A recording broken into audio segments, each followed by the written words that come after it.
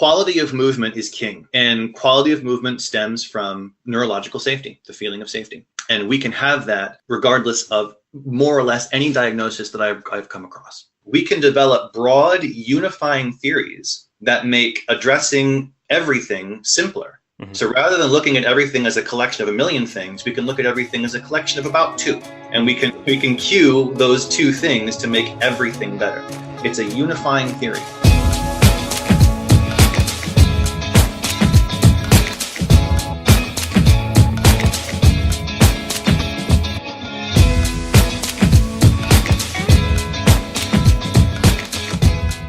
Hello and welcome to the Breaking Muscle podcast, where every week we explore the methods and mindsets of the thought leaders in the health and fitness world. I am Pete Hitzman, the managing editor at BreakingMuscle.com, and your host for today's show. A common thread among those who have changed the way we think about fitness and movement is that they were dissatisfied with the answers given by existing systems. With so many different exercise methods and scientific explanations out there, you'd think we had cracked the riddle of how to make people strong, capable, and healthy. But if that were the case, we wouldn't still have so many people struggling to move well, avoid injury, and improve their fitness. Kevin Moore is among those striving for a better answer.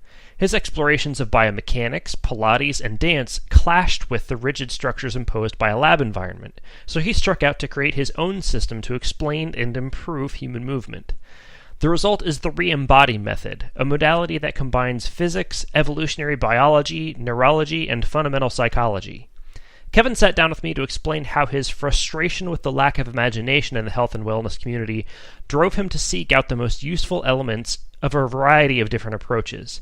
He unpacks what side dominance really means and how a sense of environmental safety can unlock movement potential in any situation.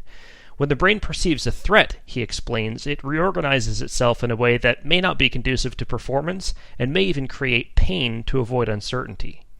If you like what you hear in this week's episode, there's a good chance your friends will too, so share the show with them and make sure you head over to iTunes, Stitcher, or Google Play to subscribe so you never miss an episode. While you're there, leave us a rating and a review. Those go a long way toward getting the show noticed. Last, if you have any comments or feedback for future episodes, be sure to email them to editorial@breakingmuscle.com.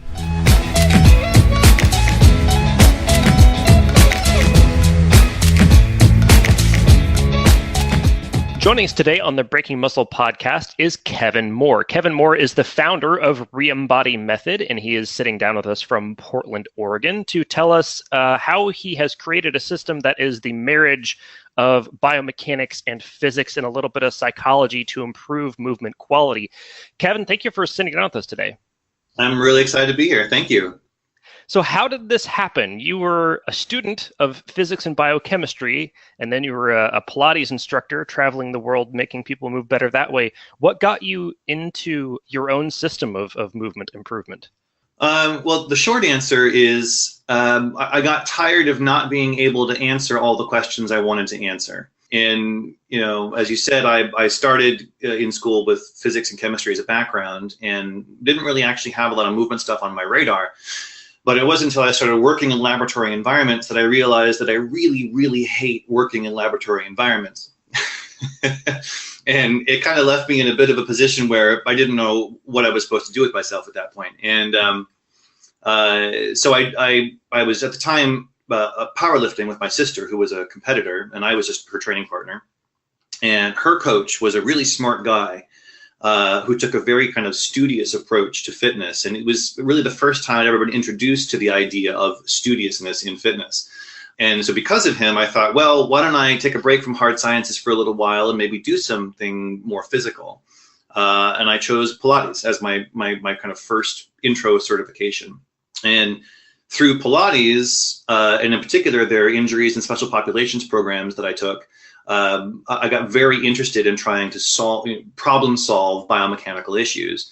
And when I kind of hit the limit of the problems I felt like I could solve effectively using Pilates methodology, I started jumping around to different methodologies that were already in existence. So Franklin method, Alexander technique, et cetera, et cetera. And again, I kept quickly running into barriers where people would have an issue that could not be solved with the methods I was being taught. And I got impatient with it, frankly. So I decided to set off on my own research and see what I could find out. And I have been been very, very pleased with what we've been capable of doing with the Reembody method. Now, you have a background also in dance and stage performance. And so, when you couple all of the things we've just mentioned together, you definitely get someone who's interested in the fluidity of human motion and getting the fullest expression of movement out of the human body. Did your dance experience kind of figure into what you were looking for also? Yeah, actually, that was an interesting little detour in my kind of professional development. So directly after that stint with laboratory hard sciences, my kind of first breakout from that field actually was to go into musical theater.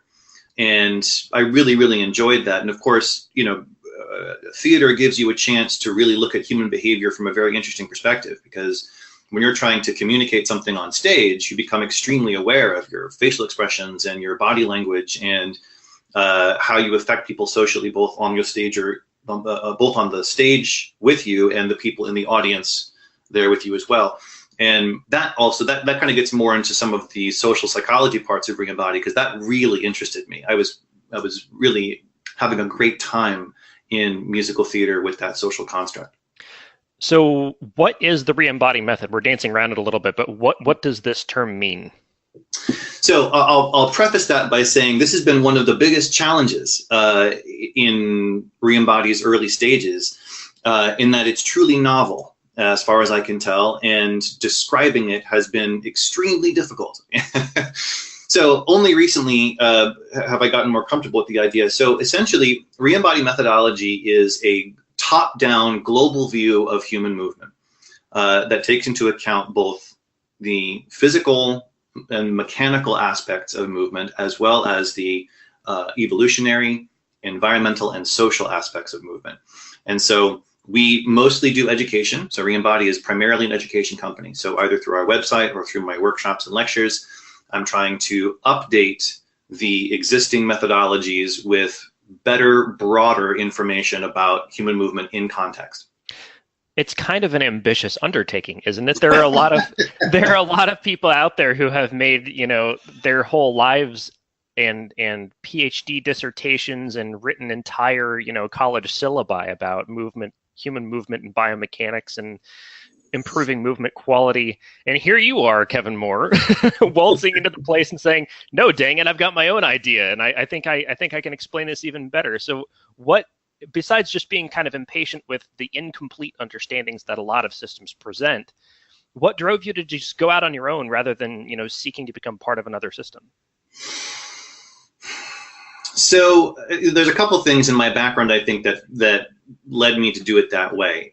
The first of which is, to be perfectly honest, it's kind of petty, really, in that I've never been terribly comfortable taking orders. And for most of my life, in particular when I was working in hard sciences, I was going to work for these larger laboratories or for these bigger names and on these bigger projects. And invariably, I would come up with some kind of a conflict between myself and the people that I worked for, and where I really wanted to do things a different way and didn't feel like I had the room to do that.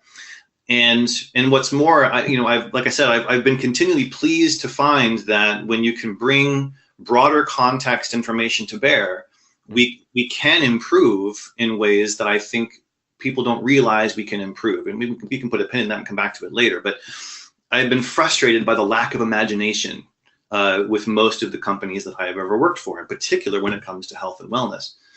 And so I think my kind of issues with authority in general meant that it was just kind of unpalatable to work under someone who I felt lacked imagination, and that made it easier to branch out.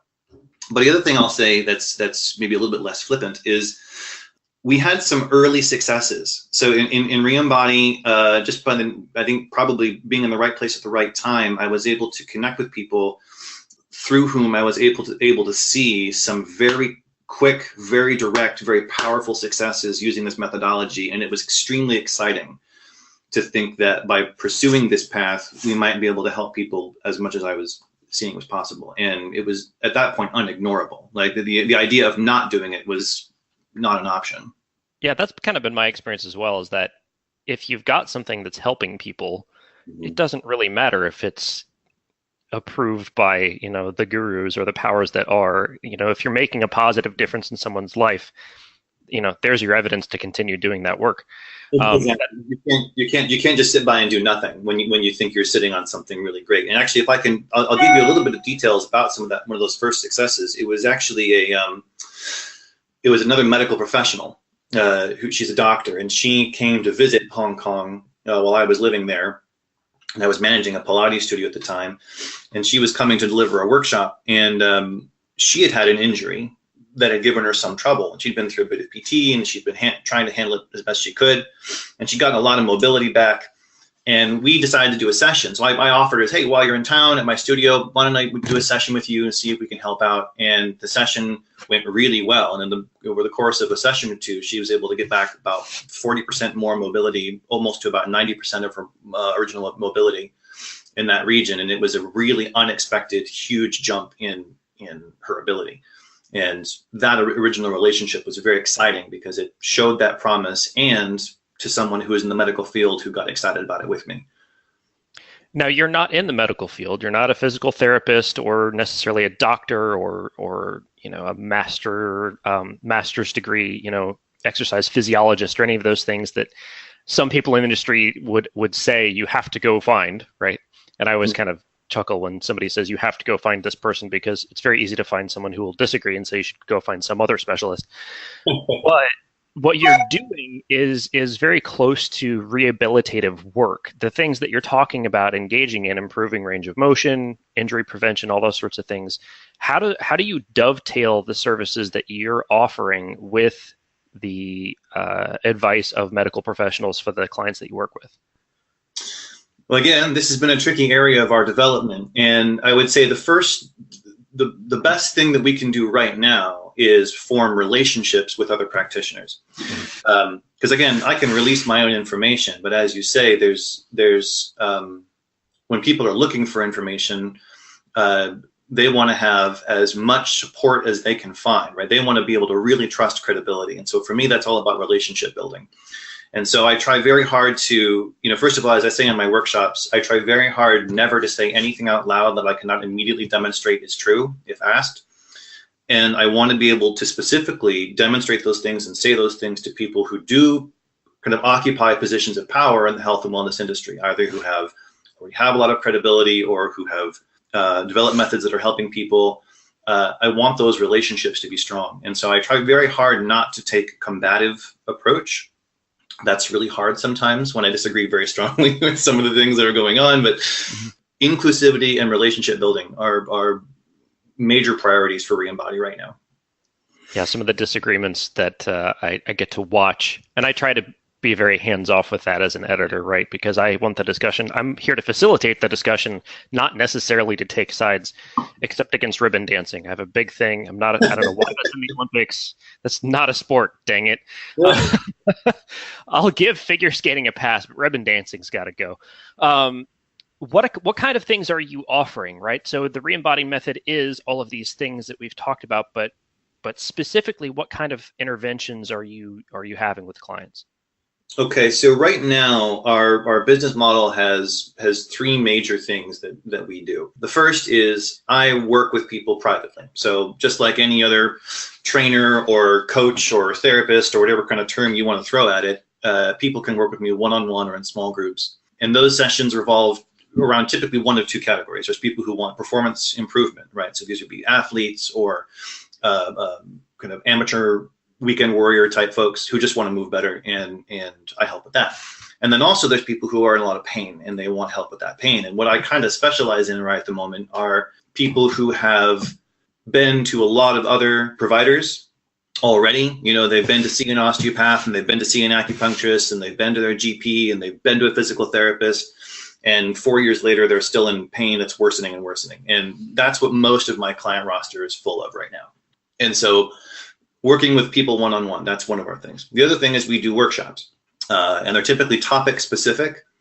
And I try as much as I can to target those workshops toward other professionals. So either the training staff at a particular gym, or the physical therapy staff at a GP's office, or whatever. So I'm trying to go into these venues deliver these workshops so I can help the helpers. I think that's the fastest way to reach more people. And then recently we started doing now apprenticeship training. So I'm now officially training other people in my methodology. And I have to say that's quickly taking over as the biggest, most exciting thing we're doing. We've hosted 2 of these events now. They surpassed my wildest expectations for how well people were going to pick up the material. And the demand for more has been increasing significantly.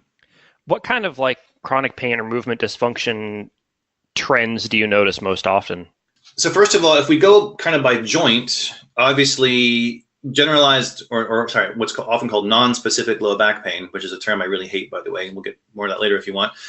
That's still one of the main complaints. And I would say the other thing that's starting to bother me a lot, or I'm seeing bothering other people a lot, has to do with ankle and knee dysfunction, so like lower leg dysfunction, and in particular with the way those things are being treated. So I think the direction people are being pushed when it comes to managing lower leg injury and dysfunction is producing a lot of its own problems. So people may be experiencing short-term benefit from their orthotics and from the PT exercises they're doing for their knees. Bigger, worse problems are cropping up down the road. And again, that's just one of those things I'm seeing a lot right now, and it seems to be trending. Like what kind of problems are we talking about? Like if somebody has like plantar fasciitis or something like that, and the doctor prescribes an orthotic, what's the ripple effect from there? So most often it would be that there's 2. In the dominant leg, and again, there's a big change between how the brain talks to the dominant and non-dominant side of the body. We can talk more about that later if you want. But in the dominant leg, with the presence of an orthotic, we start to get extreme rigidity across all the joints of the leg. And that typically comes down into some form of pain in that hip, or into some kind of like inflammation or stenosis type issues that we see moving into the low back. So the orthotic essentially generates or pushes the person into more rigidity through their whole dominant leg. And that rigidity has its own offshooting problems. And it can be quite excruciating. And then the non-dominant leg typically starts to break at the knee. So we start to see more like impact problems. So, ligament tears, meniscus tears, and then occasionally even labrum tears that seem to directly stem from the inability for the foot to adapt to its environment. And I managed to mess up the knee on my dominant leg, so I'm just backwards. So what does it mean to have a dominant side, right? We all kind of say that, and everybody sort of understands, oh, I'm right-handed, so that must be my dominant side. Mm-hmm. What is side dominance? Does it translate hand to foot? Is it always the same? I had a coach once tell me that you have a strong side and a smart side. Is that kind of the same thing, or? That's clever. I like what the coach is going for there. I'm not sure I would agree with that, but I like starting to think about this side dominance idea creatively is something we need a lot more of. So I appreciate that kind of terminology. So this is a fascinating question. Because, we tend to think of side dominance as being the same as proficiency, right? So, like, I'm right-handed, which means that my right hand is maybe a little more coordinated, so I can do things like small motor tasks. It's typically if I'm right side dominant, I use my leg to do stronger gestures like kicking or reaching. But proficiency and dominance are not the same. They overlap, but they're absolutely not the same. I have a model that I've built about this that we spend about 10 hours talking about in my first level apprenticeship course. But the distillation here is that the brain registers how fast the acceleration of gravity is. And as it turns out, it's really, really fast, right? So for American audiences, it's 21 miles per hour per second, roughly, which is catastrophically fast. And absorbing that much impact force, like letting it into the skeleton, is potentially very, very damaging. And the only time the brain ever says, okay, go ahead and let all of that force in to be used is when it can trust the environment, when it has a robust proprioception, and it feels it can handle that much force. Now, what we find is that the non-dominant side of the body is more inclined to these absorption type tasks, right? So that's what I call impact loading, right? So the non-dominant side of the body is much better at making impact with the floor and letting force in. The dominant side of the body tends to stay more rigid, kind of like a hedged bet, right? The brain says, okay, if for some reason the environment is not something I'm super comfortable in and I don't want to sacrifice a limb, I can use calorie-driven muscle contraction to create a rigid situation on my dominant side and diffuse impact forces kind of harmlessly.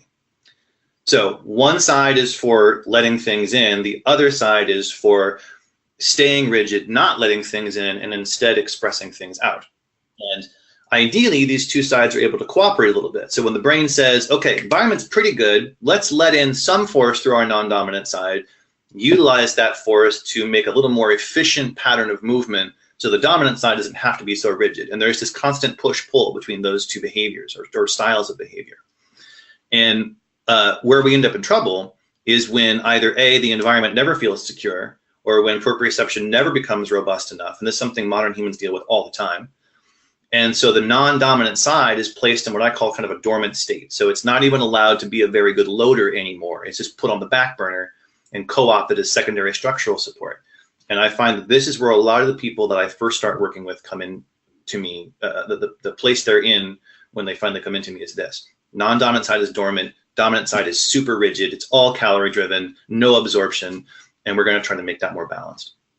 And that situation that you're describing can get really ugly if, say, you're a runner, right? Yeah. So if you've got a non-dominant side that's just along for the ride, or, I mean, any motion really, like I'm a cyclist as well, and there are a lot of people who get a power meter, a two-sided power meter on their bike, and they find out that their left leg is literally just sailing around on the pedal, like it's making 20% less power than their right. And oh my gosh, I have this huge discrepancy in my leg power. And then there's a whole bunch of drills you can do to help correct that as a cyclist. But in the meantime, if you never discover that, you know, are you shifted sideways on your saddle? Now my back bothers me when I ride. I'm developing knee problems in one leg, but not the other. Do I have a leg length discrepancy? All this crazy stuff when really they may just need to see someone who can look at how they function biomechanically, like yourself, and find out how to turn that non-dominant side on so it's at least playing. That's exactly right. And you know, and it all comes back to security, because the whole reason for this system to begin with, from an evolutionary perspective, is this push-pull generates long-term security. Because again, the nervous system, the whole point to a central nervous system is that it is really good at predicting a few milliseconds in advance what it thinks is going to happen and how you need to stay best advantageous in that future scenario. Right? It's always building these predictive models of the next couple moments of your life and then setting you up to do the best you can in those next few moments. But we can't predict more than a few moments ahead. But by having two systems, both of which favor different styles of activity, those two systems essentially competing against each other allows us to have better long-term security. So to use the example of a bicycle, when you get on a bike, the brain is immediately aware of where the insecurities are, right? What the potential damage is, you know, where do we need to hedge our bets? And we may not feel insecure or scared or nervous or whatever, because again, the brain's really good at protecting you from that, because if you always felt scared, you'd never do anything. So it doesn't ask you first. It just sets up a system where you are technically more secure, even if it has to invite in a little bit of even pain. As I'm fond of saying, actually, to a lot of my clients, there is nothing the brain hates worse than uncertainty, and it will choose pain over uncertainty every time. That's an interesting way of putting it. It'll choose pain over uncertainty. But this is a big part of your work, right? Is teaching the body to perceive its place in the physical environment with less fear and more competence. How did you kind of first come across that connection between how people move? Because this is something that's come up in previous podcast interviews and in a lot of my own research, is that people create injuries for themselves almost out of an incorrect relationship with their physical environment, whether that's wearing a shoe with a 14 millimeter drop when they're running or whatever. They're disrupting their natural biomechanics because of something else that's bothering them that may not even be actually there. How did you come across that connection first? Well, first of all, I want to say everything you just said is spot on. Where I really first, I guess, kind of goes back to the musical theater thing. And I was talking about how interacting with another person on stage, you learn a lot about the way people interact. And one of the things that, you know, if anyone has ever done any time in performance, you immediately know is that if you are feeling self-conscious, or if you can tell that either someone on stage with you or even someone who's watching you, if you can tell they're not into it, or they don't care, or they don't believe in you, or they don't like you, that self-consciousness will break any action you are trying to accomplish. And that idea of self-consciousness or fear of judgment, like, it destroys any hope of competent behavior. And that was always so fascinating to me, that you could take a person, I could be on stage with somebody, and through very simple changes in my own behavior that demonstrated for, say, my scene partner that, hey, I like what you're doing, I trust you to do the right thing, I'm here in this with you. If they can feel that from my facial expression and my body language, it's amazing how rapidly someone's behavior will change when they get comfortable. And I started thinking about this from a movement context, right? So let's say I take someone in a deadlift environment, and they bend down to pick up that bar. And if you can see, and people can see, if you can see that they bend down to pick up that bar with fear, or if they're not sure if they're going to be able to make it, and if they don't make it, what does that mean about my career as a lifter? And am I any good at this to begin with? And when those kind of thoughts start to happen, the lift sucks. Of course the lift sucks. And I realized as a trainer early on that, like, I don't have to tell them where to put their knees and how to move their heels and where to grab the bar. Sometimes I just have to be in a position where they feel that I believe in them. Now, that's not the only thing that I do, but I noticed that having that component seemed to create rapid and powerful organization of complex movement. You follow me? Mm-hmm. Mm-hmm. And so I wanted to take that concept with me into the biomechanics stuff. Yes, we are going to talk about how the knees work. Yes, we are going to talk about, how the arch of the foot is supposed to behave and all of the mechanical stuff. But that cannot be divorced from the way that the brain perceives threat. And social comfort, emotional comfort, that's part of how the brain perceives threat. I'm laughing to myself because I had this exact thing happen to me like 2 weeks ago in a back squat session where I went down for like rep number 4 and I was like, man, that was really heavy. And as soon as I thought that, I knew rep 5 was junk. And I went down for rep 5, and sure enough, I got buried under the back squat and had to bail. And it's fine. I mean, that's why you go lift heavy weights, so that you figure out how to handle that thing. But it's just that mental confidence thing. What happened physiologically when I lost that mental confidence that I could complete that last rep was I lost tension in my core, and then the bar buried me at the bottom of the squat. My legs had plenty of power. I just stopped doing the thing that I know how to do because I got distracted by lack of confidence. So this is a real thing. And I've watched it. Deadlift is a really good example of that, because I've watched people walk up to a bar that they were scared of and it never makes it off the floor. That's right. And they stopped doing all the things that they were doing on their previous reps. It's like, well, hey, why did you stop doing the thing you were doing before? It was working. and again, and this is, and I'm not the first person to say this, right? These are known concepts. A lot of coaches are already using this idea of social confidence to make people, which a lot of people have better lifts. Mm-hmm. But what I'm saying is that the biomechanics and the social emotional component are not separate. And in fact, they are extremely predictable. Mm-hmm. And so what Reembody methodology is, some of the foundation of Reembody methodology are these predictions that say, okay, everyone's dominant side reacts exactly the same way. And I'm very comfortable making that assertion. From a biomechanical standpoint, everyone's brain organizes their dominant side joints the same under threat. And so what I can do, in addition to creating an environment like a coach and trainee environment wherein I'm trying to help kind of supply my nervous system to their nervous system so that they are more confident, but I can also say, okay, now when you start to feel that your dominant side ankle starts moving into an inverted state, that's a sign that you're perceiving a higher level of threat.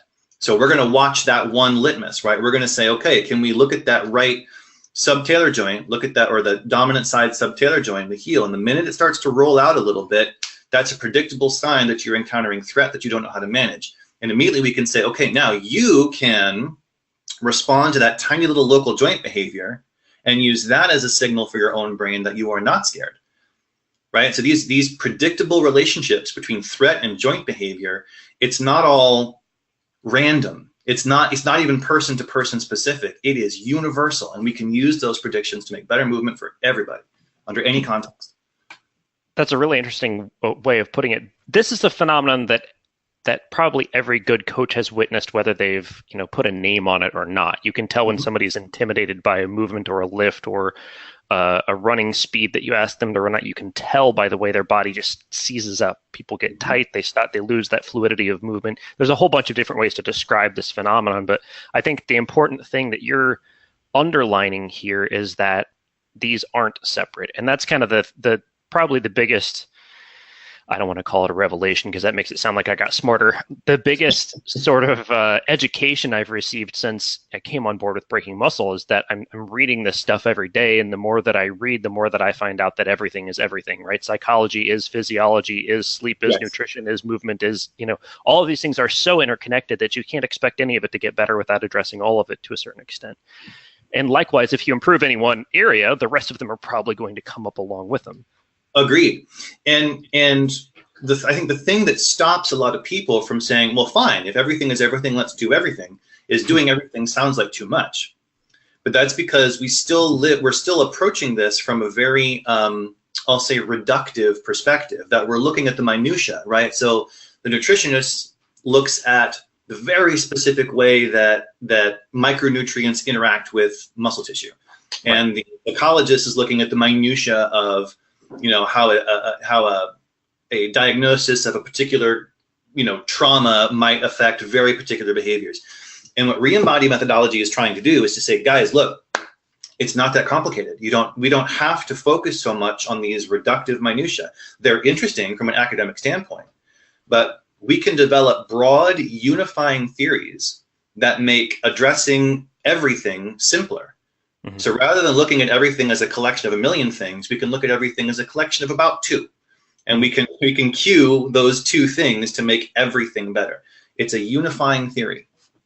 Well, and that kind of goes back to what you were talking about before with your dissatisfaction with a laboratory environment. And this is something I've brought up on previous shows as well, is that in a laboratory environment, you test one tiny variable at a time. And you have to, because that's how science is done. And that's fine. Like that's part of the method. But the limitation of that is that if you try to take that one tiny proven thing out of the laboratory and throw it into the absolute catastrophic chaos that is real life, sometimes you don't get the result that you wanted to have.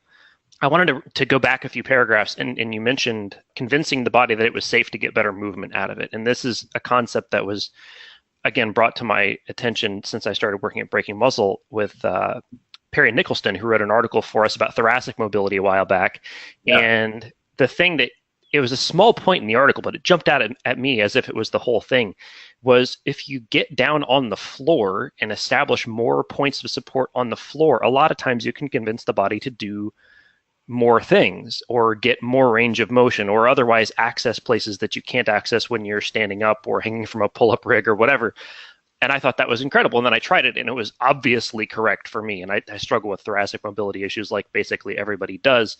But I got down on the floor and I did this exercise that he wanted me to try. And I was like, this is really astonishing. What kind of other ways do you create that safe environment to help people get more out of their bodies? So first of all, I want to say I really admire Perry. I presented with him at Dr. Emily Splickle's Barefoot Training Conference, the first Barefoot Training Conference. And I really, really like Dr. Perry's approach. And very much for the reason that he is so cued into this idea of perception of threat. And the idea of using a lower center of gravity and more contact points to diminish threat perception so you can build on things. Very, very smart stuff. So to kind of expand on that a little bit before I get right to your question, think for a moment about what it really means to be an upright bipedal creature. And it means that all of our most sensitive bits are about as far off the floor as they can reasonably get. And as humans get taller over time, which is exactly what they've been doing, how much we can potentially get hurt by falling has also been getting worse and worse and worse, right? A fall from a standing position under the right circumstances is fatal, and how interesting is it that to have evolved a frame that simply by standing upright puts itself in extreme danger. And when looked at from that perspective, we can see why side dominance became so useful, because the brain is essentially saying there's at least one side of the body I really can't let gravity in all the time. It's just too much of a threat.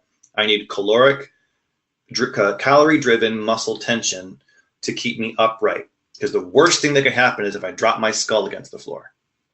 And so Perry's way has been, okay, let's get on the floor where you can't really get hurt. It takes the idea of falling and removes it from the equation. And now how do we rebuild that? One of the ways that I've expanded on that is to say, okay, not only can we use from the floor up as a method, we can also now look at our side dominance patterns. Because if I know ahead of time that what my brain is saying is, you know what, my general stress level is too high, I cannot organize enough neurological information to process the speed of gravity as it enters my non-dominant side, and therefore I don't trust it. There's the big red letter statement. Nervous system saying, I don't trust my left side or my non-dominant side. But then I come in and say, how can we build trust in the non-dominant side? And so I look at all of the joint behaviors associated with this loading pattern, the pattern that lets gravity in, and I've mapped them all out. It's one of the things my apprentices get early on in my course is they get a giant map of the human skeleton with every single joint and its predictions for how it's going to behave under threat. And so the one I'll work with the most is internal rotation of the non-dominant femur. When the femur internally rotates on the non-dominant side, it lines it up more effectively with the center of mass and allows more force that enters through the foot to make it to the center of mass. And so organizing or better organizing internal rotation through the femur immediately allows a greater, let's call it conduction of force from floor to center of mass. And the brain feels that stuff. So the brain says, oh, okay, now I can feel that a bunch of impact force, rather than going somewhere dangerous, actually went to where I could use it. Maybe I can trust that non-dominant leg. So on the ground, I introduce internal rotation, help them organize it through some coaching techniques, and then they stand up and I say, okay, does it feel different to stand right now than you were before I did that? And invariably we get the kind of statements like, oh, I'm putting way more weight on my left leg, I don't know why, or I feel more grounded, or, you know, and sometimes it won't even be physical. It'll be like, I feel less stressed. I feel, it'll be more of like an emotional context, but we can build off of that too. So my role has been, can I take what I know about your local joint organization, help you organize that, and then put you back upright and let the brain feel how wonderful it is when everybody's working together. Now, is this something like you see somebody under a heavy squat and their knee is caving in, or maybe just one knee is caving in? Is this something that you would use for that as some groundwork to kind of re-educate their nervous system on how to recruit muscles, or how do you approach that? Yeah, so there are a number of tells, right? And that's actually one of the things that's really nice about Reembody methodology is once you become proficient with it, it becomes very easy to identify dysfunction from a distance, right? So you can watch somebody for a couple of seconds and, pretty immediately know where force is traveling through the skeleton. And yeah, so typically if I'm watching somebody under a heavy load and I can see, just as we talked about before, that like, oh, okay, nervous system is definitely scared of this load. There are essentially two things we can do. One, how can we remove the fear-based contraction from that movement pattern, and how can we add the contractions that the brain's avoiding due to lack of trust? And like I said, every single joint has a place you can work. Like I mentioned the internal rotation of the non-dominant femur, but you could also talk about upward rotation of the non-dominant scapula. We can also talk about extension through the dominant side of the lumbar spine. Like there are all these little places that we can work, and different people will sometimes respond better to some or to one or the other, but they all lead to the same place. Let's get into that lumbar spine then. The non-specific low back pain, the sciatica diagnoses, the things. I don't know anybody who doesn't have back pain, basically. Like I'm a runner, a cyclist, and a weightlifter, so everybody's back just hurts. What are you seeing as far as how people are encountering low back pain, and what the most common root, I guess, is of how they're dealing with it? All right, so it's at this stage in the interview that I might start coming off as pretty controversial. So just fair warning. That's why we have the podcast, man.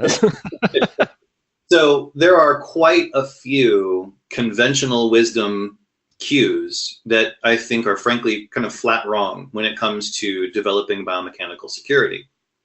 And the first one that I'll mention, since we're talking about lifting today, has to do with the knees out.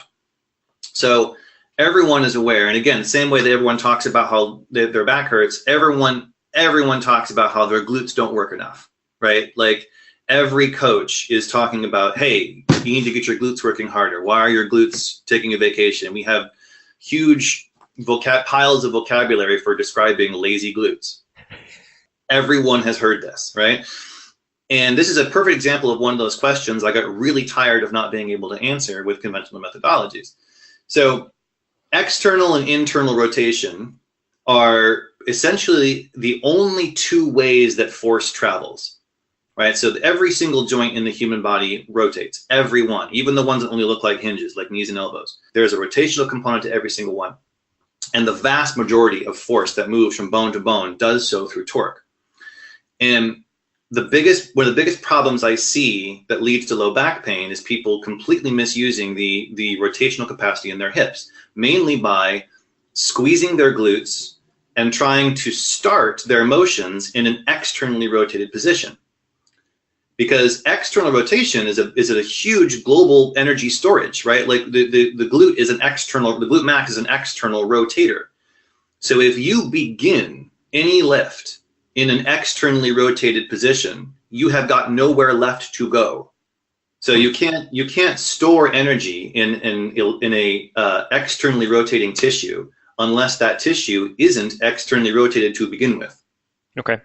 It has to elastically externally rotate during the process of the lift. And so when people take their knees out starting stance, either for their squat or the deadlift or whatever, what they're doing unwittingly is cheating themselves out of a certain amount of external rotation that's supposed to happen during the lift.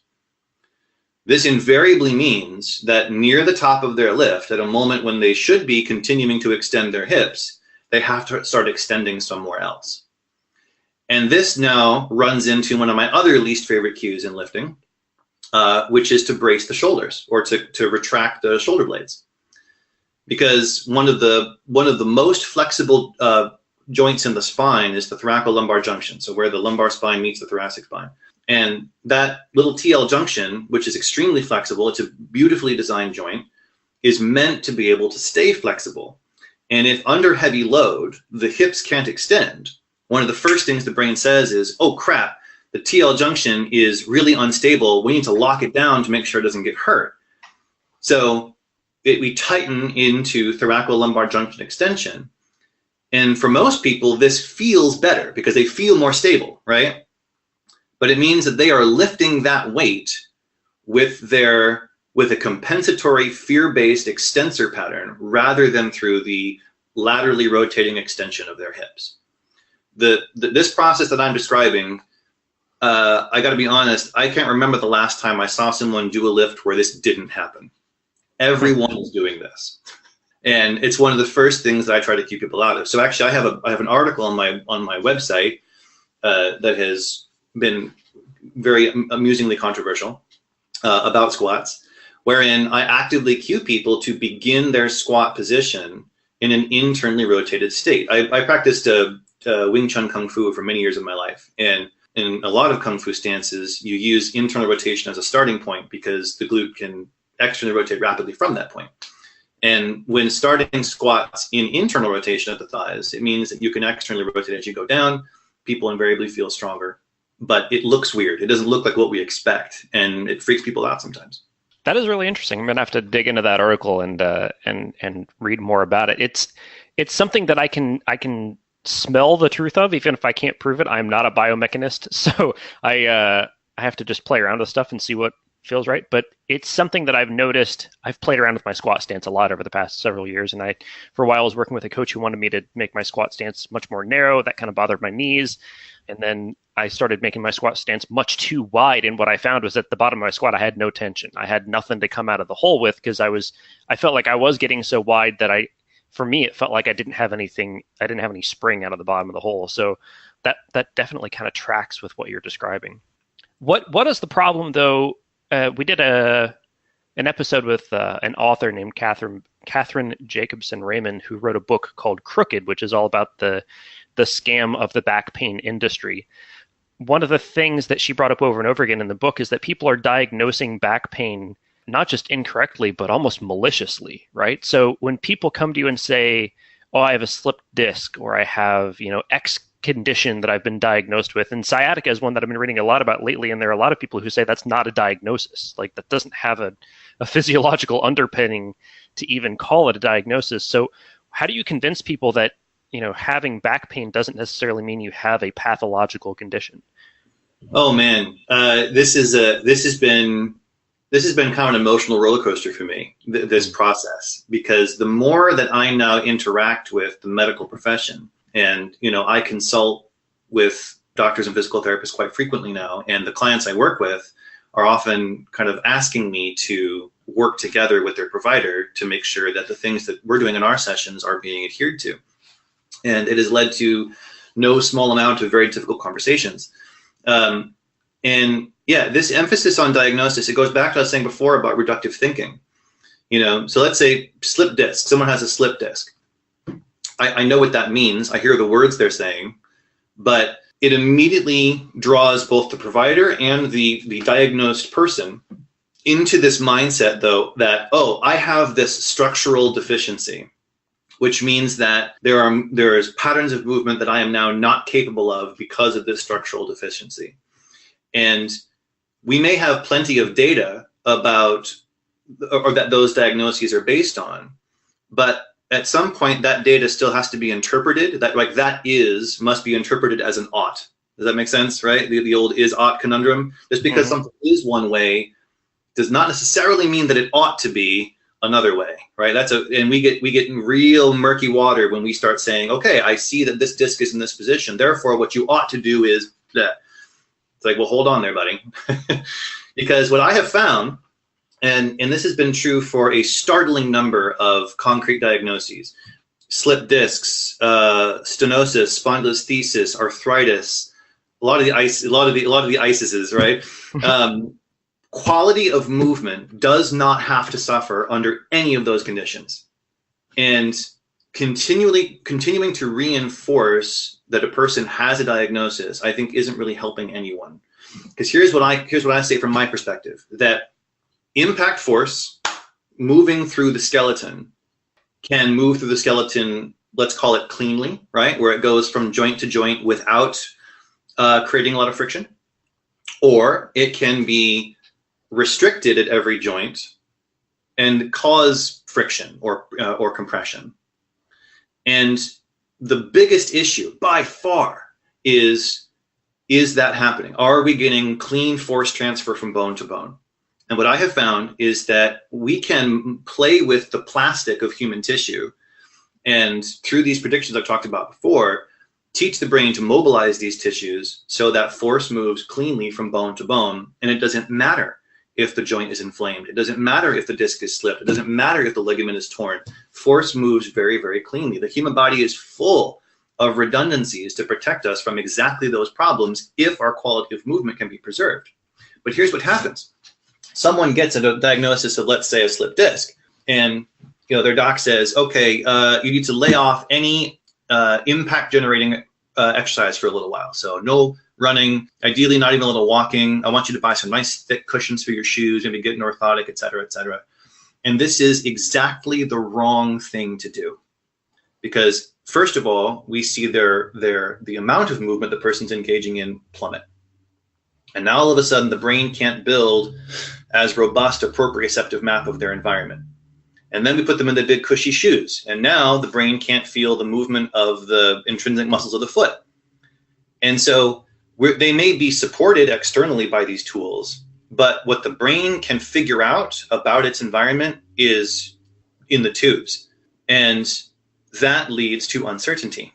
So now the brain says, I don't really know what the environment looks like. I'm not very good at managing it. And that uncertainty leads to less and less range of motion, more and more compression, more and more friction, et cetera, et cetera. So to kind of sum up here, quality of movement is king. And quality of movement stems from neurological safety, the feeling of safety. And we can have that regardless of more or less any diagnosis that I've come across. Well, and to draw out one of your points there, when people suffer a movement-related injury, and we're just going to use a generic term for that, it's usually because of some sort of flaw in their movement quality in that moment. Like, it may have been something very acute, or it may have been repetitive use injuries, which is my whole world as a weightlifter and a runner and a cyclist, is repetitive use injuries. So it may have been dysfunction over time, may have been something acute, but what happened is that there was something wrong. There was a disconnect between their optimal biomechanical efficiency or effectiveness and what they were actually doing. There was some kind of percentage variation there that caused the problem. So when you tell somebody with whatever issue to then stop moving, they lose movement proficiency and increase their risk of re-injury because, like you say, they lose proprioception, they lose just competence in being able to move their body through space. After I blew my knee up when I first was trying to get back in shape a bunch of years ago, blew my ACL, tore both meniscus, it was a big mess.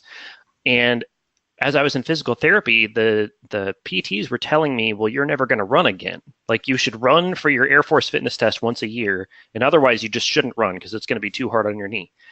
And I kind of nodded and got a little bit of a chip on my shoulder, and so I registered for a half marathon. But in the space after that, what I found out is that the less I used the nicer I was to my knee, the more it bothered me. The more it started to feel loose, the more aches and pains I had out of it, the less quality I had. And, any practitioner of different fitness methodologies has seen that, right? Anytime you take 2 or 3 weeks off of whatever you're doing because you're on vacation or work got crazy or whatever, the first day back in the gym, you're terrible. You don't know how to squat anymore. Like, everything is terrible because you haven't done it. And so if the medical profession's answer, and not all, I don't want to paint with a broad brush, but if some medical professionals are giving advice to people that the best thing they can do after an injury is to stop moving, I'm here to tell you, find a better doctor, because that's not advice that's going to help you make your life better moving forward. I completely agree. And one more thing I'll add to that, and this is the dichotomy that I think modern health and wellness puts people in.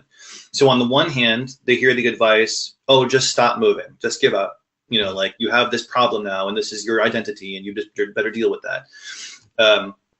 And then on the other hand, we get a lot of equally terrible stuff telling people to, push through the pain, ignore the pain. When the mind says, I've had enough, you say, shut up and you do more. And I hate that mentality just as much because it doesn't have to be that way. It doesn't have to be so confrontational with your own body. Mm-hmm. And one of the things that was very important to me early on in Reembody methodology is that, and I say this a lot, especially to my chronic pain clients when they first come in for sessions, is that at no point will I ever ask you to do something that hurts. And if anything that I do to you, any modification, any stretch, any manipulation, anything registers as uncomfortable, I want to know that right away, because the brain registering high threat, if we accept the premise that that's our original problem, pain is how the brain tells you where the threat is. Pain is a source of information, and ignoring it is never the option. And so, yes, I want people to keep moving after an injury, but I want to help people move after an injury in a way that uses their pain as a guide, right? Not as a barrier. It's telling you, the pain is telling you where to go that doesn't hurt. And I can help people interpret those signals, and Reembody apprentices and learning how to help people reinterpret those signals. So it doesn't have to be either stop moving or be at constant war with your own body. There's a partnership in the middle that really works. Well, and part of this is the limitation of language, right? Like, the word pain is such a sledgehammer of a word when what we really need is a scalpel. The athletes that I'll coach, I'll commonly put them in pain, but by pain, I mean, we're doing 400-meter repeats, and those are awful. Like, those just hurt to do because they're, but that's a different kind of pain. That's mental and physical discomfort that's going to produce a stimulus that's going to make you better, stronger, faster, whatever. Not the same thing as movement limitation pain, or, hey, my leg shouldn't turn that way pain, or that sort of thing. And then if you are in actual pain, not discomfort, then we have to typify that pain as, oh, is this a range of motion limitation? Is this a biomechanical problem? Like, hey, I can't squat that narrow because my hips aren't built that way, kind of thing. There's all kinds of nuance to it. And that's where you're saying we have to interpret pain as a message that may be several paragraphs long, rather than just, oh, this hurts, I must stop. There's a lot more to it than that. There's a lot more to it. And one of the things that has been very exciting about these side dominance predictions is that typically, if someone says to me, for instance, man, I've got a lot of pain in my left knee, and I'm first thinking to myself, okay, well, are you right-handed? And then if they are right-handed, and we can really settle on the idea that they're clearly neurologically right side dominant, then I already know why their left knee hurts. Like I don't even have to be in the same room with them. I know why the left knee hurts. It's because of this very particular behavior where the non-dominant femur always externally rotates relative to the internally rotating non-dominant tibia. And that always creates a very particular kind of pressure. And in fact, it's led to me starting to do a lot more online sessions. So much like you and I are talking right now, I'll do conference calls with my clients and coach them through movements. And because I don't have to touch, because the prediction already stands. And as long as I can cue them through how that feels, they can get out of pain very, very quickly. And so when someone says my knee hurts, we don't have to just say, okay, stop. We can say, okay, keep moving, but let's account for this obviously off pattern in your rotation. And just to beat the low back pain thing completely to death, there are a whole bunch of diagnosable spine conditions that are asymptomatic, right? So people can have disc issues, they can have degenerative disc disease and never present, never end up in the hospital, never be on pain medication at all, because their movement quality is sufficient to keep their spine moving in such a way that those things never, impact them. I completely agree. And again, to go back to I think the same way about arthritis. I have plenty of clients for whom, arthritis was all they ever thought about, but with improvement in their quality of movement, it's easy to forget you have it. And so, can we cure arthritis? No, but we can make it so you never know you have it. That's a bold claim, dude. Speaking of controversial, you're going to have the pharmaceutical companies coming after you here in a minute. They're going to stop selling Aleve. It's a conversation I'm eager to have because I do think that there is a sense of hopelessness around a lot of the conditions that people present with, and that is exactly the mentality that I want to fight. It doesn't have to be that way. And the results that we're seeing with the people that we're working with have been fun. They've been really fun. So what has been your interaction, and while we're just nailing controversial things, what has been your interaction with the chiropractic industry? Now, I have a very mixed view of them because there are a whole bunch of chiropractors out there that I can unequivocally say are charlatans. And then there's a handful that I have had personal experience with that I'm a big fan of what they do because it's producing positive results in people's lives. So what's your kind of take on that industry? So how about this? What I'm about to say about chiropractic applies to most health and wellness modalities. That it frequently simply comes down to the provider. Now, most of my experience with chiropractic has been through Dr. Perry Nicholson. And, I would send more or less anyone Dr. Perry any day. But I think that chiropractic, just like everything else, the problem that the branch of medicine has is reductive thinking. Is that when the only tool you have is a hammer, everything looks like a nail, and so they keep hammering away without bothering to kind of peek above their modality to see how does what I'm doing fit with what this other person is doing, what this other person is doing. So. Like you say, we see plenty of chiropractors who are doing good work and people are getting better. We also see there are plenty of acupuncturists where people are getting better, and we see physical therapists, people are getting better. And all those people live in the same universe, right? So the same rules that govern one of those branches also govern the others. They're just approaching it from a different angle. So I have no express problem with chiropractic medicine, but I would say that I want to see a provider who exists in the chiropractic sphere because that's their skill set, but isn't afraid to think about chiropractic as being one branch of a solid tree of biomechanical, social, psychological truth. One of the things that I've heard from, obviously chiropractic has a lot of very vocal critics, and sometimes deservedly so, but one of the things I've heard levied as a criticism against chiropractic practices is that the only ones that are good are the ones that are integrating other stuff in their practice, like electromuscle stimulation. I'm like, well, that's what you should be doing. Like, right.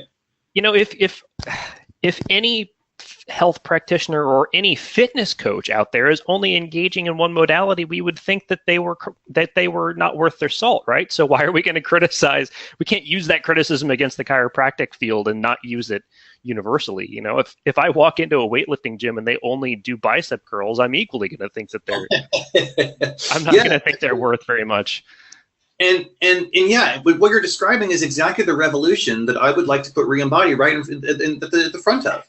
That let's not be afraid to connect all these modalities to a central thread of truth, because there is one. And I think that the part of the reason that we haven't done that in the past, and there has been this tendency to compete and squabble, is that we don't believe that it can be manageable. We don't believe that everything is everything can be manageable.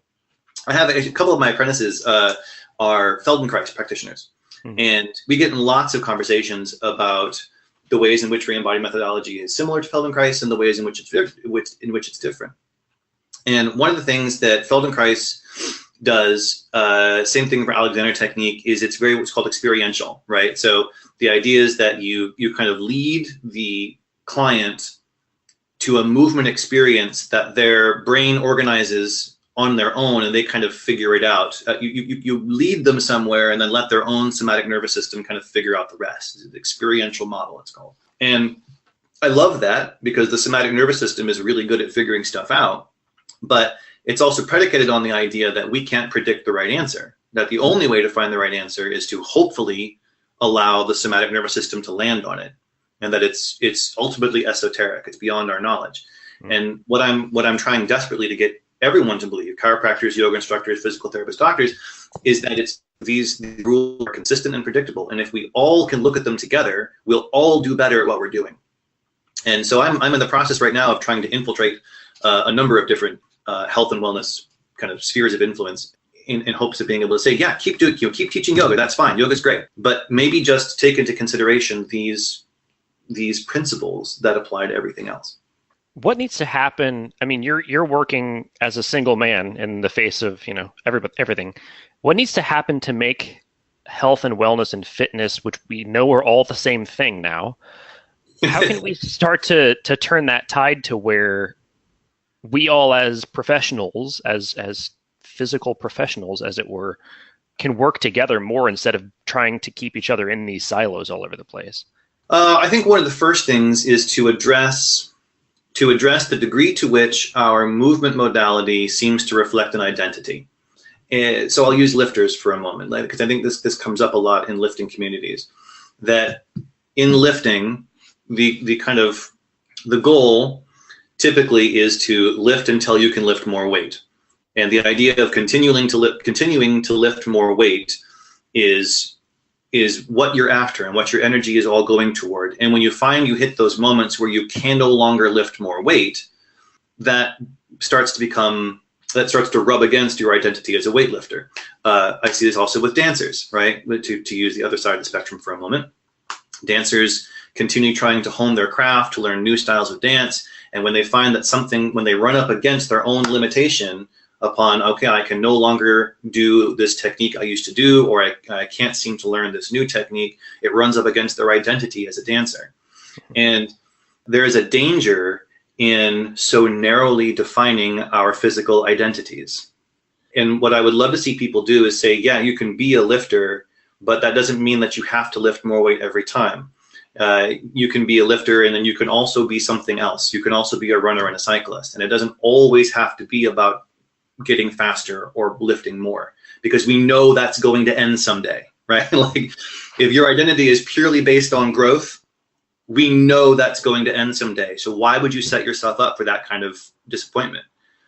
There's a way that we can interact with our own bodies where it's about maintaining balance, where it's about listening to what my body wants, what makes me feel the most centered, the happiest, socially, emotionally, physically, and then letting the movements that I do contribute to that centered happiness.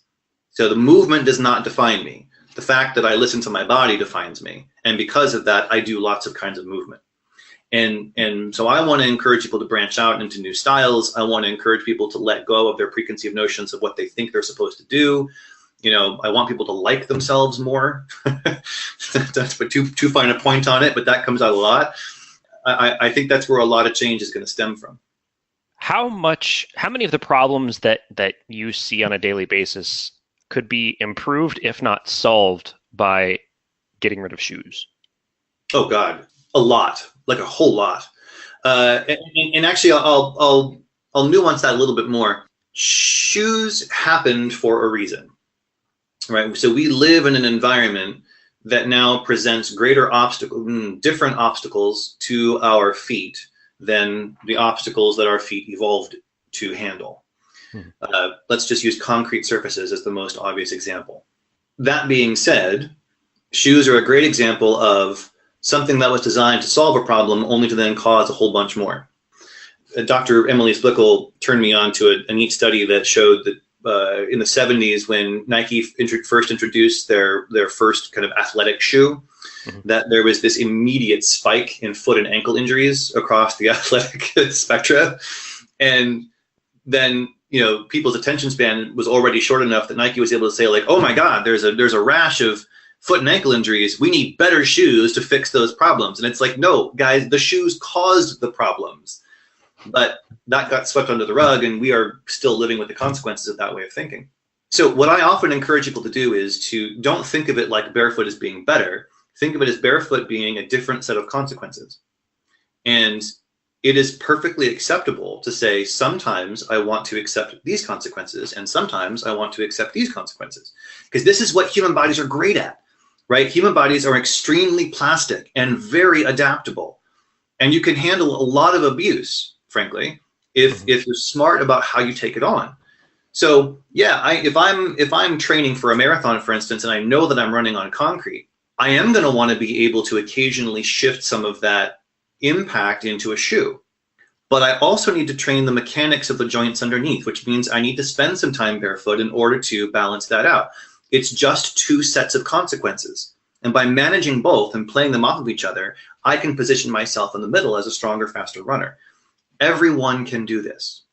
If you haven't read Bowerman and the Men of Oregon by Kenny Moore, no relation, I'm assuming, you've got to, because it's all about Bill Bowerman, who founded Nike, and his personal rivalry with this guy named Arthur Lydiard that kicked off the jogging boom in the 70s and launched Nike as a brand with these big cushy shoes that he made with a waffle iron and all this stuff. It's a fascinating book, very well written and a great read, but it'll change your perspective on Nike as a company and as running shoes as an industry forever. Like you'll look at everything differently. Really fabulous book. How can people interact with this concrete and steel environment that we've created for ourselves in a way that's going to help them be closer to a natural barefoot biomechanical interaction? So the first way is by trusting that your body can handle it. Okay.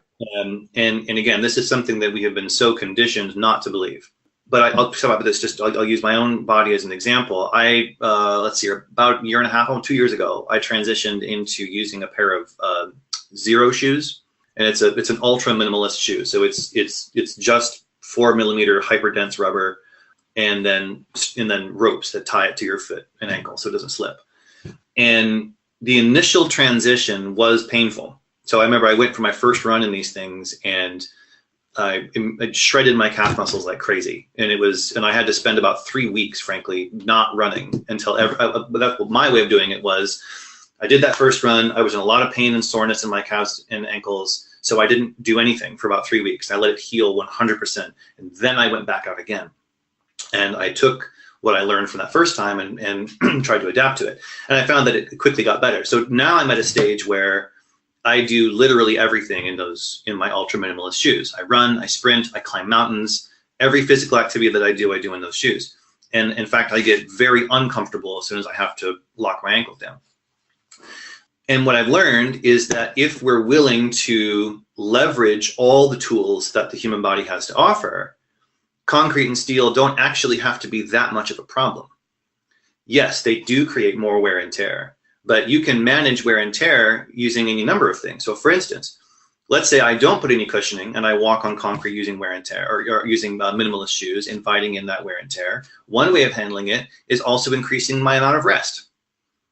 All right, and this may sound obvious, but I think it's when people often forget. That like if I'm inviting in more strain, I can counter that by simply also letting in more rest. I don't have to manage the strain at the time. I can manage the strain later. The body is really, really good at being able to say, this part of me just encountered a lot of strain. Let's send a lot of resources to that area to heal it quickly, to assess the damage, to blah, blah, blah, to build it up, right? So the first thing I love is and go ahead and interact with steel and concrete, but don't always be so focused on pushing yourself. Be focused on healing yourself too from what you've encountered.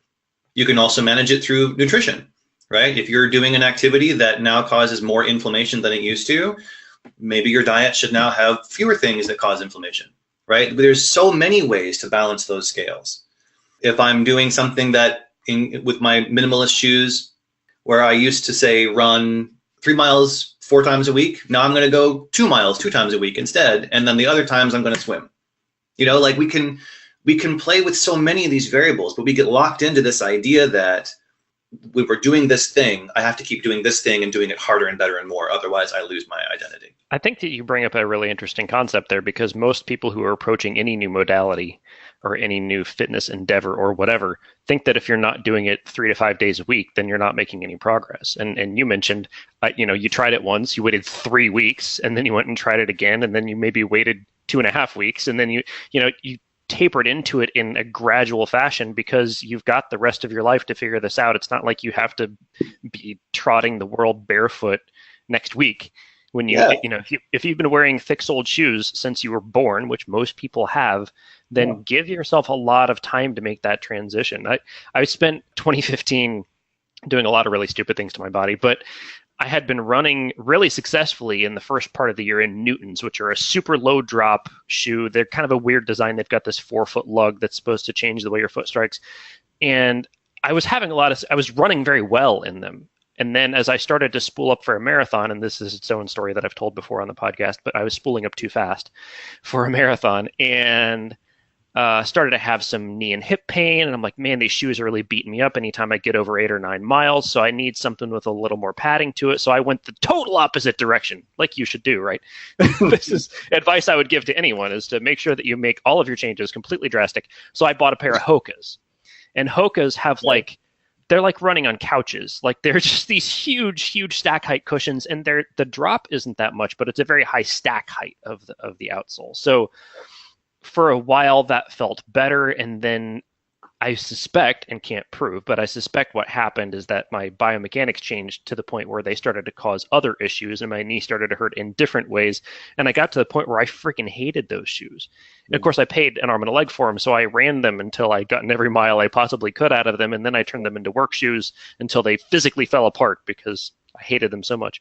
But what I should have learned from that is that I had a thing that was working, and I wasn't making progress making it work as fast as I wanted it to, but I needed to take the lesson of patience out of that and say, look, dude, you've been running fast and injury-free all year in this very minimal shoe. Maybe you should just knock yourself down to the half marathon and stick with that program. And so now I've come back around full circle. I'm running in Altras right now, which are pretty cushy, but they're 0 drop and they're not a huge stack height. And it's been pretty successful so far, but huge wide toe box, so you get a lot more foot splay.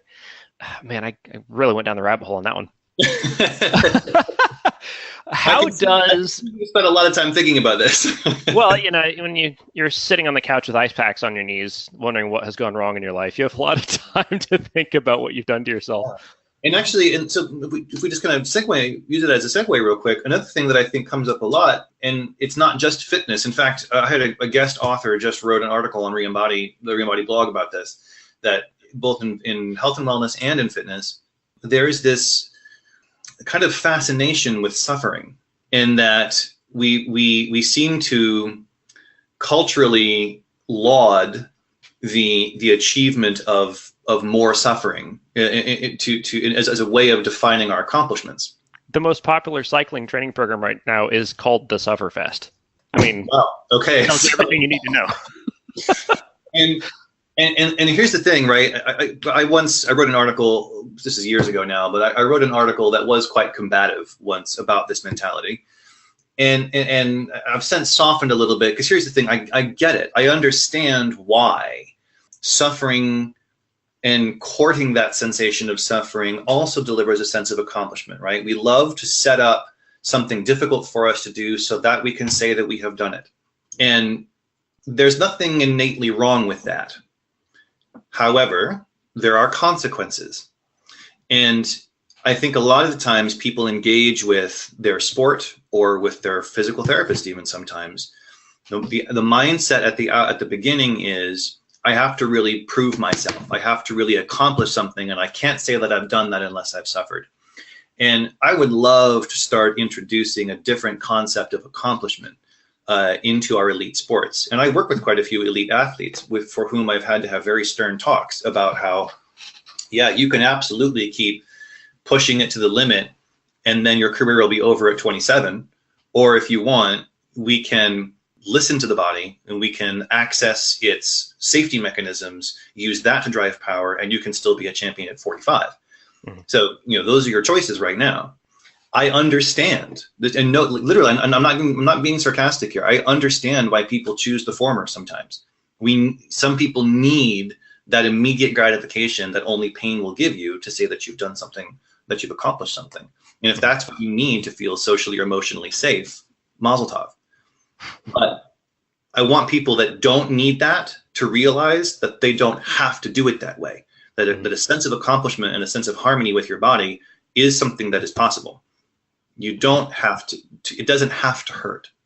Well, and the people who do feel like they need that, and this is a conversation I've had with, some of my CrossFit athletes, is that what else is going on in your life that you need that? You know what I mean? Like, what are you carrying into the gym with you every day that you feel like can only be exorcised by burying yourself for 5 to 15 minutes during every Metcon to the point where you're heaving on the floor? I love CrossFit as a methodology, and I think it's done possibly the most good of any fitness phenomenon in the past 50 years as far as addressing the needs of the general populace. But there is a subsection, like you've noted, of people who need that suffering so much that it becomes detrimental to them in other ways. And it especially becomes detrimental to progress, because if you're burying yourself every day, then you're not getting the rest and the recovery that you need to actually physiologically or psychologically make progress. And you're probably causing a lot of other problems in terms of, chronic inflammation and injury risk. Mm-hmm. If you're in the hole that often. And it's like I was saying before. You were asking me about how do we start making change, and I know that the answer that I gave was probably frustratingly vague because it's a hard thing to be specific about. But this actually gets to some of the specifics. That if I've got someone who's an elite lifter and who comes into my office and wants to have a session, I'm not going to tell them not to do this thing that they want to do. Mm-hmm. What I'm going to do is work with them in a way, like you just said, that identifies, why are you doing it this way? Like, what is it you're getting out of this? Because obviously you're paying a consequence, and you are, because you're here in my office and you're tired of being in pain. So we know what the consequence is. Let's table that for the second. Tell me what you're getting. Right? What is it you are getting for this? And if we can identify what you're getting, and you tell me, nope, I have to get this thing this way, okay, then my job at that point is to facilitate what you want to do. And I'm not about to judge anybody for that. I'm also going to tell you other ways you might get it. And if you want to do that, great. And if you don't, that's your call. But I think on the provider side, if we keep telling people, like wagging fingers at people and tell them what to do, that's never going to work, because that doesn't meet the client where they are. That doesn't acknowledge what they get for what they're doing. And that's not our job. It's not our job, and it's not productive, because then your message gets lost. Whatever productive message you might have had gets lost because you squandered your opportunity by not meeting the client where they are. We had Andy Galpin on the show a while back, and I don't remember if he said it on my show or one of the other shows that I've heard him on, but he works with a lot of UFC fighters. Mm-hmm. And he said that his first piece of advice he would give to a fighter is to stop fighting.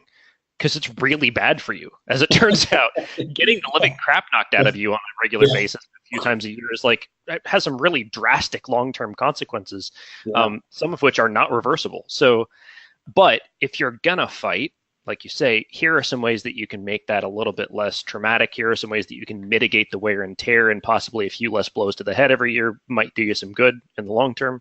You might actually, be around to spend some of that money that you're making. So I think that point, and I see this in the athletes that I work with as well. I mean, long distance running isn't really easy on your body either.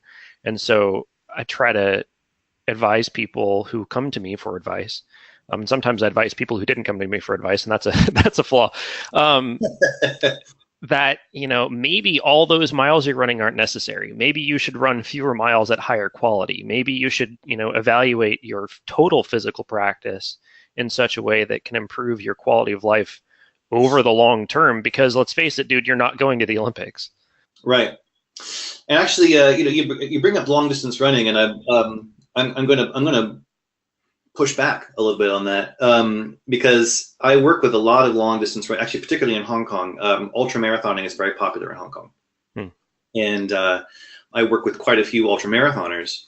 And one of the things that initially, because again, working with elite athletes, okay, quick side note here, people, non-elite athletes, I think always tend to look at elite athletes and say, oh, well, the reason that they're elite is because they're somehow special, or they have these perfect biomechanics or whatever. But I can tell you that every elite athlete I've ever worked with, there's nothing special about their biomechanics. It typically often comes down to just being really good at ignoring their suffering. And elite athletes have just as many problems, if not more, with their bodies than non-elite athletes. It's, there's nothing perfect about it. But anyway, so with knowing that, I went into working with these ultra marathoners expecting to find the same thing. But I found a weirdly high concentration of people who actually were doing pretty great biomechanically, despite the fact that they ran 2 100K races last year. One of them was through a desert, and so I started kind of really unpacking it and trying to find an evolutionary context for this. And I've come to agree very much with I forget the author now, the guy who wrote Born to Run. Oh, Chris McDougall. Thank you. With the perspective there that in many ways, like, humans are actually pretty great at running, and that we can run for really long distances with very few consequences if we are listening, like if we're paying attention to what our bodies need in terms of biomechanics and developing that robust proprioception. And I found that to be true. So as I'm working with these ultramarathoners, I have a few now in my client roster who they do multiple 100K, 75K races a year, and they're typically ready, like they'll be ready to run 72 hours after a 100K race again. And very, very few, I would say the lowest concentration of injuries of any client I have on my roster are my ultramarathoners. There's something about honing that, I'll go ahead and use the word meditative, that meditative state in the run where you're really listening to how the body is responding to threat on an ongoing basis, that allows you to adjust. And our mechanics and our geometry is specialized for that behavior to a degree that it almost seems like it reduces rather than increases the opportunity for injury. That's a really interesting concept, and it's one that kind of plays into something that I've observed in my own, I don't know if I would call it a running career. That makes it sound awfully lofty. My own running experience is that, the things that go wrong when I run typically go wrong when I'm running outside of my capacity, right? So when you're running at the threshold of your limit, like an all-out 5K, people think, oh, 5K must be easy for you because you've run a marathon. No, dude, an all-out 5K is a miserable experience because you're just dying the entire time, like cardiovascularly, and everything in your head is telling you that you're trying to die, and it's really hard. But if I run a 90% 5K, it's a totally different experience. I can maintain my mechanics. I feel very easy. I'm ready to run again the next day. So I think the ultra distance runners are running so well within themselves that's how they can do that. There was a really interesting podcast. Joe Rogan had Courtney Dauwalter on the show, who won it was a 240-mile race out in Colorado, I think. 240, and she ran continuously almost for that entire time. She'd stop at an aid station, she'd go right back out and run. I think she slept for 20 minutes in the entire race and just blew everybody out of the water.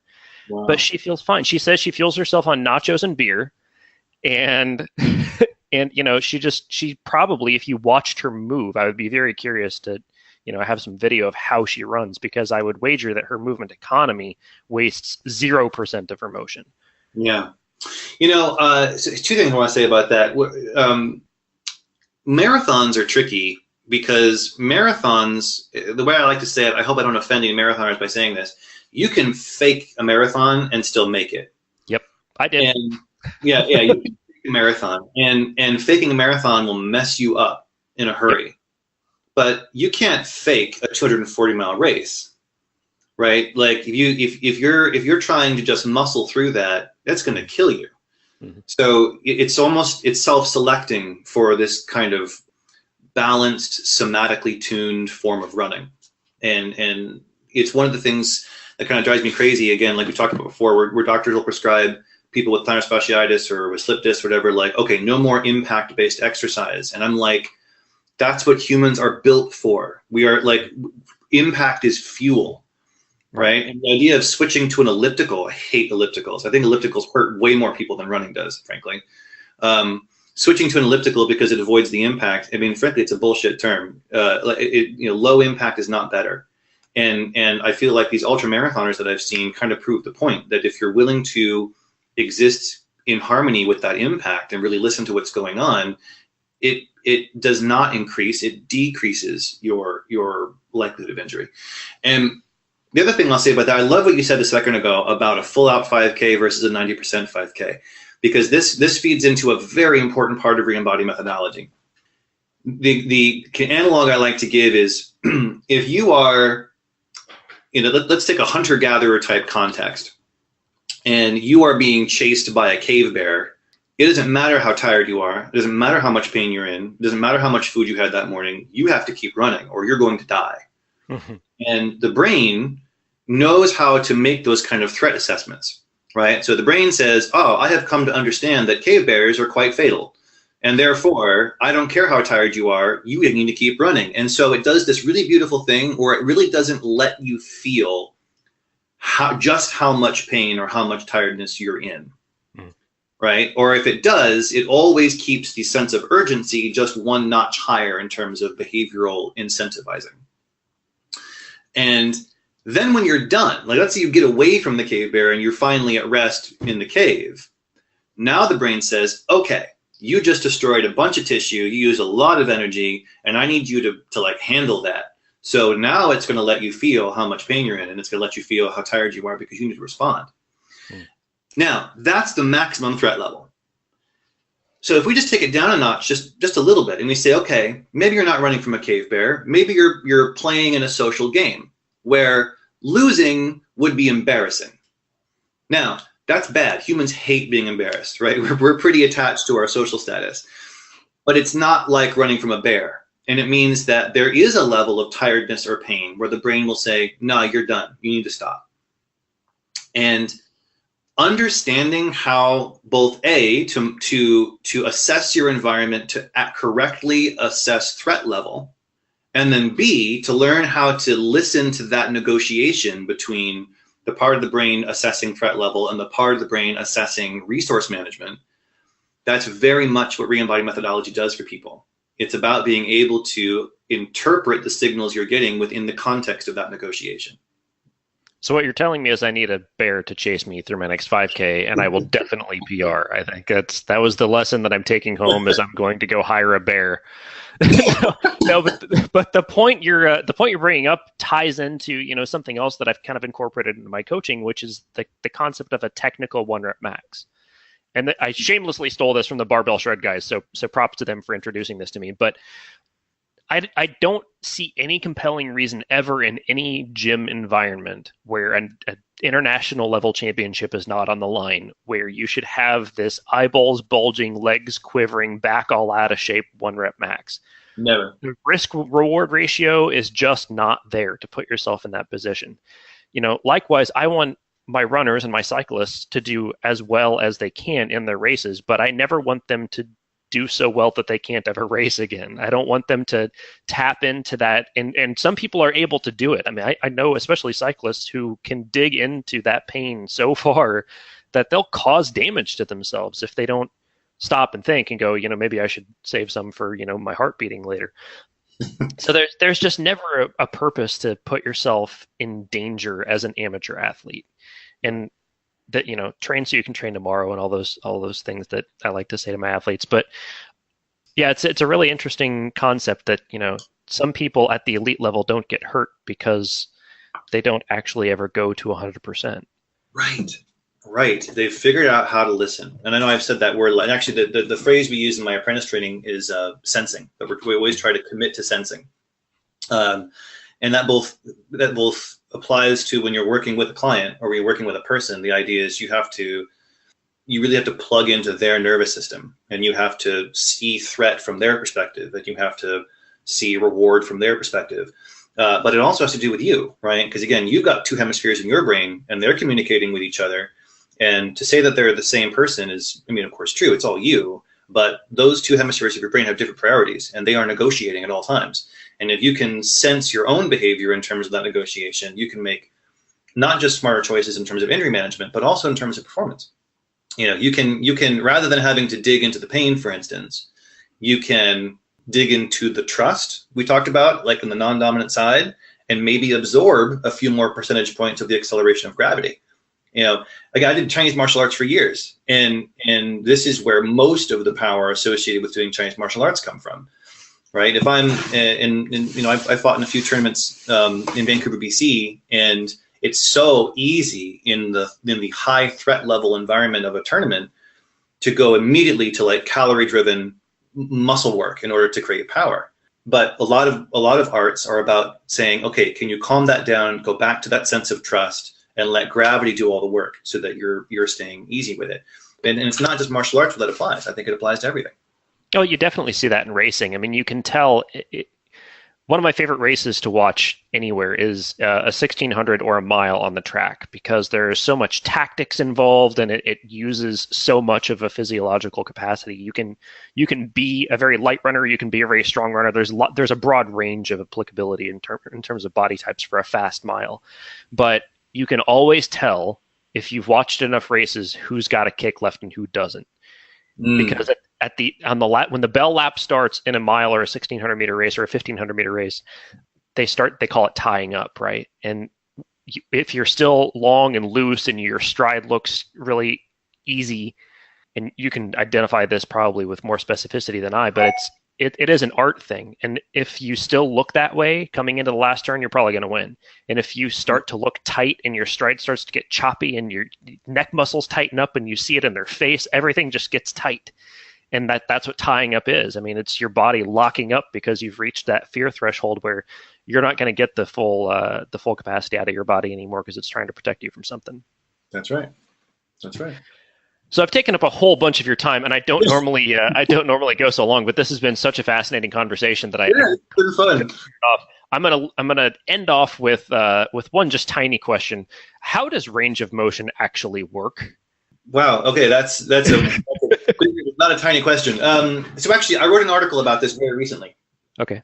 And the title is called "A Quick Note on Joint Security," and it essentially is the marriage between what the skeleton is structurally capable of doing from a kind of tensile mechanical properties perspective, and then what the brain will allow.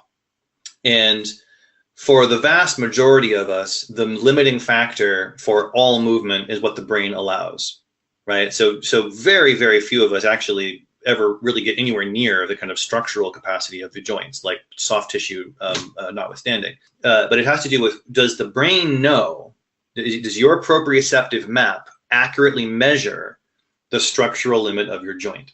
And for a lot of us, it does. Well, for most of us, it does not. And what's more, this is actually very interesting.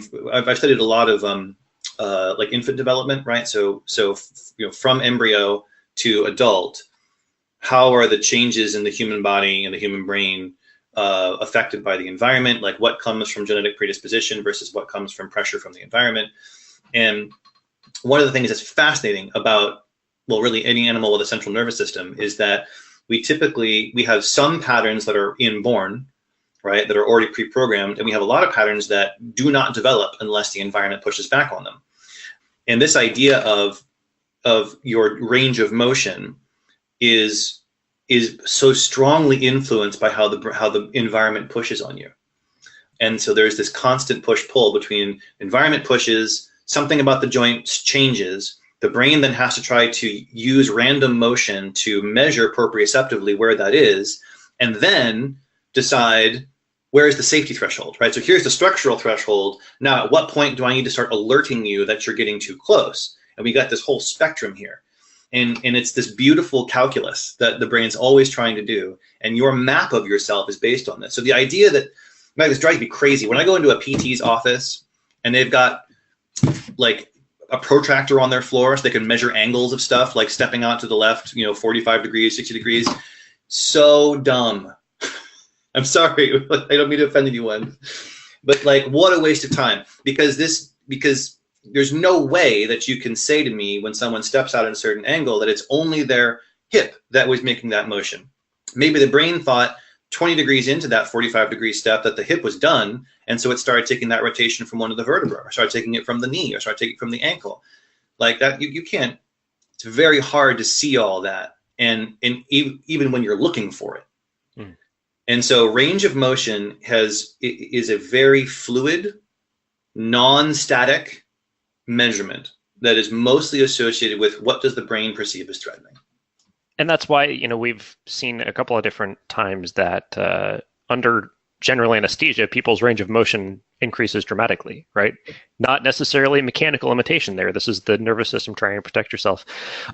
Kevin Moore, this has been way more fun than I planned on having on a Friday afternoon, man. This has been a fantastic conversation. I can't wait to get it out to our audience. The website is reembody.me. You've got in-person sessions and video sessions and workshops and certifications, and you're just basically helping a whole bunch of people all the time. Where else should people find out more about you and what you have to offer? So we have a Facebook page as well, which does have a lot of content that's not on the website. So we try to keep things, mixed up there. Also, if people are interested in potentially pursuing one of the apprenticeship programs, one of the kind of really special things we offer as part of that program is we have a whole separate page associated with our apprentices that has original content. We've got like 60 hours of video available for that people can peruse. And I do twice weekly office hours. People can jump on and ask questions about their own bodies and their clients. So yeah, that's, really one of the big reasons to look at that program is to get access to that content. But yeah, the Facebook page and the website, and then the apprenticeship program. Awesome. Kevin Moore, Reembody Method. If you're in the Portland, Oregon area, look the man up. If you're not in the Portland, Oregon area, look the man up anyway. He's got some good stuff to say on the website and elsewhere. Thank you again so much for your time. This has been a ton of fun, and I can't wait to do it again. Thank you. Take care. Thanks.